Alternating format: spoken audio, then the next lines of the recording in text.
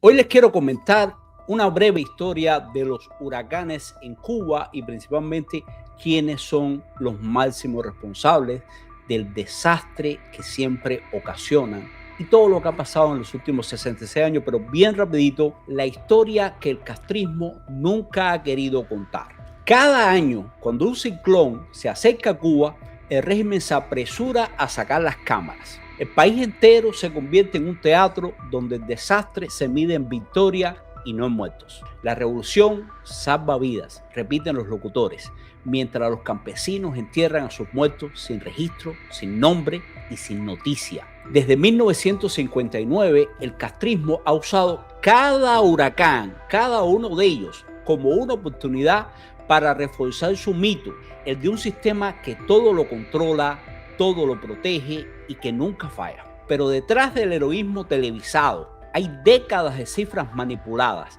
censura y sobre todo mucha miseria. Flora fue el primer gran desastre del castrismo. Llovió sin pausa durante 5 días. Más de 1.200 cubanos murieron, aunque el régimen reportó apenas alrededor de 1.100 y jamás publicó la lista completa de víctimas. Miles de familias desaparecieron bajo el lodo. Fidel Castro, en lugar de admitir la tragedia, convirtió el desastre en espectáculo.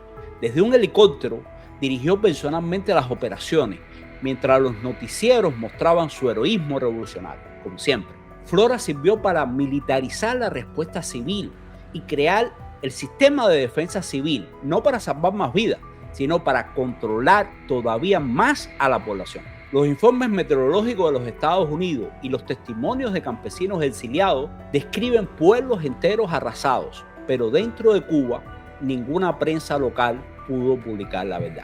Así comenzó una costumbre que duraría casi 70 años, convertir las tragedias naturales en victorias ideológicas. Durante las décadas de 1970 y 1980, cada ciclón fue tratado como una maniobra militar. Huracanes como Frederick en 1979 y Kate en 1985 mostraron la nueva estrategia, cifras de muertos reducidas, reportes triunfalistas y cero autocrítica. Evacuar se volvió obligatorio, no por seguridad, sino por disciplina política. Las listas de damnificados pasaban por el partido, los comités de defensa y los burós provinciales. Cada huracán servía para movilizar al pueblo, pero también para reforzar la obediencia. Mientras tanto, las pérdidas reales, como viviendas destruidas, cosechas perdidas, desplazados, se ocultaban como secretos de Estado. El castrismo descubrió que un ciclón es una herramienta perfecta de propaganda.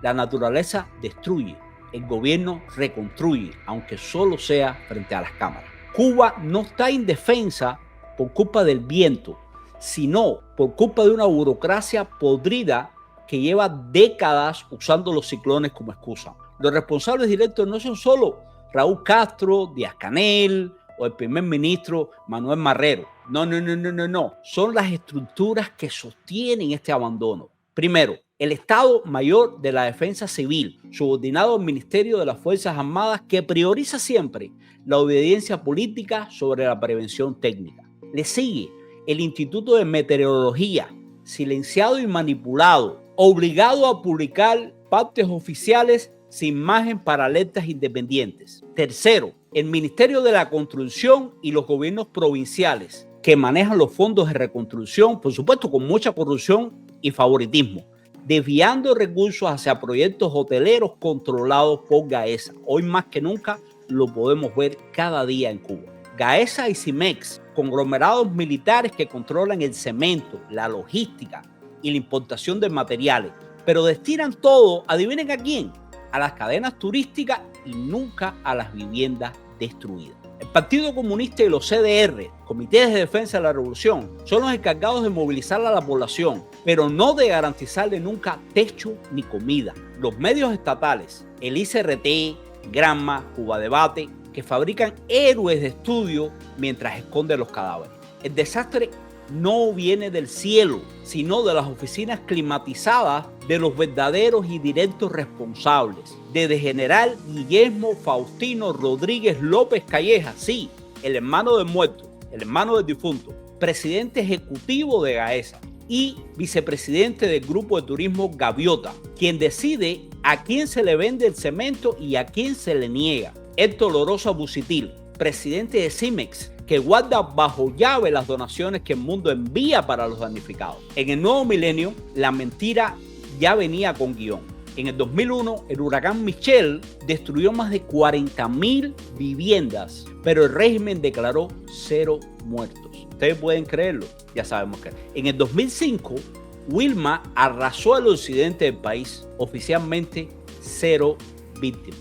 Y en el 2017, cuando Irma dejó a Cuba sin electricidad, con 11 muertos confirmados por las agencias extranjeras, el gobierno solo habló de la gran disciplina del pueblo. Más tarde, en el 2022, Ian pulverizó Pinar del Río. ¿Recuerdan aquello? Los apagones duraron semanas, los derrumbes cobraron vidas y los vecinos subieron a las redes sus propias cifras y nombres de los fallecidos, porque el Estado se negó a reconocerlos.